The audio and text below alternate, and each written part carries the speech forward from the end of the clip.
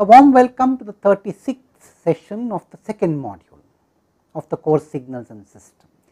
So, we will be talking about duality. Duality, as I said, is a very interesting and a very important property of the Fourier transform, and we saw a very important consequence of duality in the previous 35th session.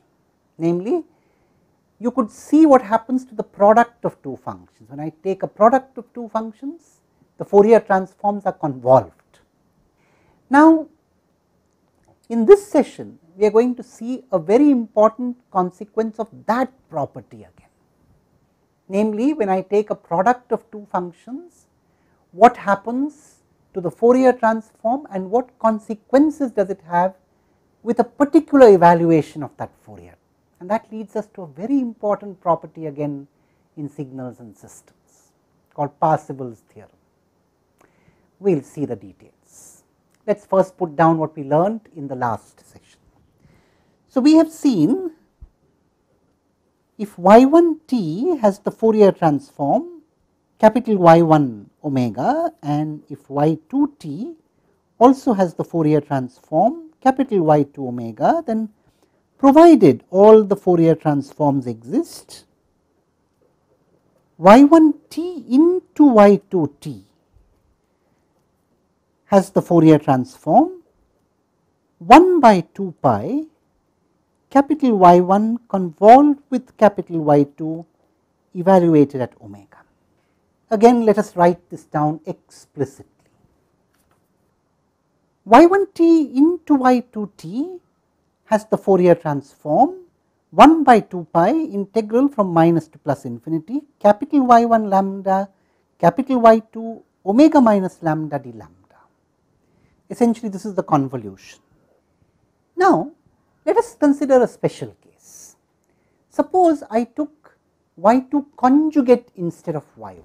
So, let us see what happens when I complex conjugate a function. What happens to its Fourier transform?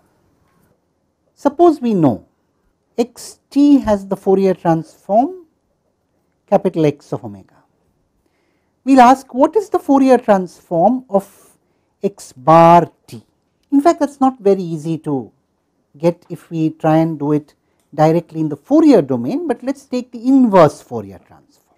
So, let us write down, we will obtain xt in terms of capital X omega by taking the inverse Fourier transform. Capital X omega e raised to the power j omega t d omega integrated from minus to plus infinity divided by 2 pi. We can now take a complex conjugate here. So, in fact, let me do it right here first and then operate it separately too. So, I have x bar t, I will write a bar everywhere as required. Now, complex conjugation of an integral is the integral of the complex conjugation, and then I could disintegrate that complex conjugation into the integral of a product. So, I have x bar t is 1 by 2 pi complex conjugate of x omega multiplied by complex conjugate of e raised to the power j omega t, and of course, d omega does not have to be complex conjugated because omega is real. So, let me write down the overall expression.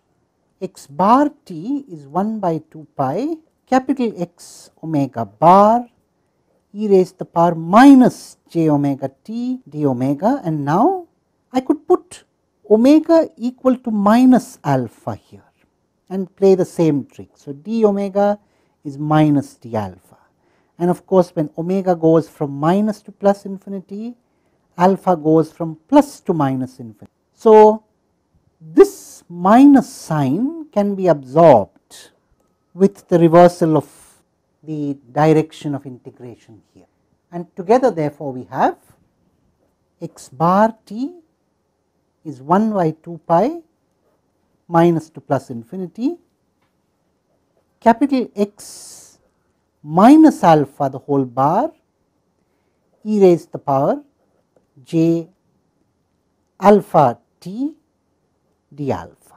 So, essentially what it says is that x bar t is the inverse Fourier transform of capital X minus omega bar. That is what we are saying effectively. So, essentially when I complex conjugate a function, two things happen in the Fourier domain. There is a complex conjugation and there is also a time reversal.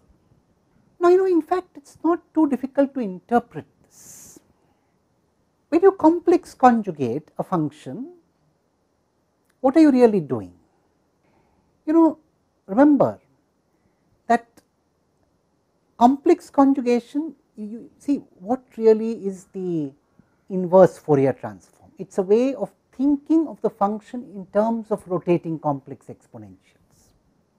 So, you are saying when I complex conjugate the function, you are doing two things, inverting the role of the phasor rotating at omega and the phasor rotating at minus omega. You are inverting their roles, and you are also reversing. So, that is what you mean by saying omega is replaced by minus omega, and you are also complex conjugating the Fourier transform. So, you are also complex conjugating the coefficient associated with that rotating phasor. So, in place of the rotating complex number at angular frequency omega, you have taken the rotating complex number at angular frequency minus omega, that means rotating in the opposite direction with the same magnitude of the angular velocity, and you have also taken the complex conjugate of the coefficient. This is what you have done to complex conjugate the whole function. If you think about it, it is not too difficult to appreciate. We have of course done it algebraically, but one can also reason this out intuitively in terms of its interpretation. Whatever it be, we have now come to the conclusion that we know how to calculate the Fourier transform once we have complex conjugated. So, let us now write down something interesting. So, now let us find out if yt or rather y1t has the Fourier transform capital Y1 omega, and let us now find out. So, let us take y2t, let y2t have the Fourier transform y2 omega, and then we ask what is the Fourier transform of y2 bar t.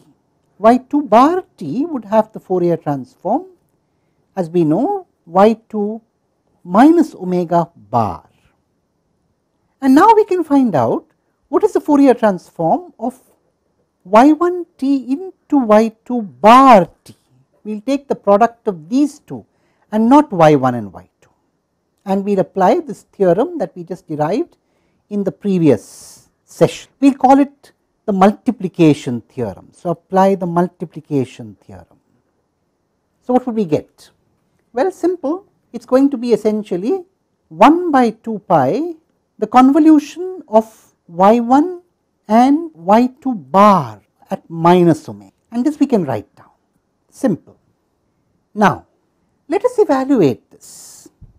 So, let me write down the whole story. I have y1 t multiplied by y2 bar t as the Fourier transform 1 by 2 pi integral minus to plus infinity capital y2 minus lambda bar y1 omega minus lambda d lambda. Now, let us write down the statement explicitly in terms of evaluating the Fourier transform. What I mean is, we have used duality and we have got this relationship, but let us evaluate the Fourier transform of y1 yt ab in, or rather y1 t times y2 bar t ab initio. What does that mean? It essentially means the Fourier transform of y1 t y2 bar t is essentially minus to plus infinity y1 t y2 t bar e raised to the power minus j omega t dt, and this we have found to be this expression. Now, let us make a few transformations. Let us put capital omega equal to 0 here and also here, and also let us make the transformation of variable minus lambda equal to beta and play the same tricks. So, let us do that. First, let us do the minus lambda equal to beta part.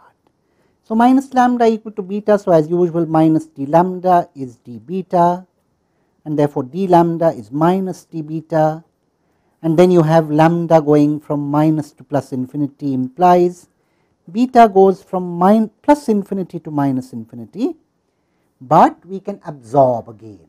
So, we can absorb this negative sign in this reversal of integral, and therefore, together we have minus to plus infinity capital Y2 minus lambda bar Y1 0 minus lambda, we have put omega equal to 0, remember, is essentially again minus to plus infinity Y2 beta bar Y1 beta, and this gives us a very interesting conclusion.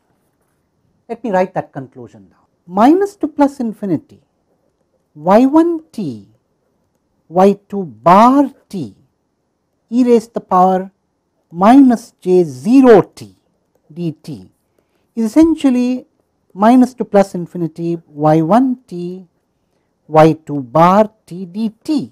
After all, that e raised to the power 0 is 1, and this is equal to minus to plus infinity capital Y2 beta bar capital Y1 beta d beta.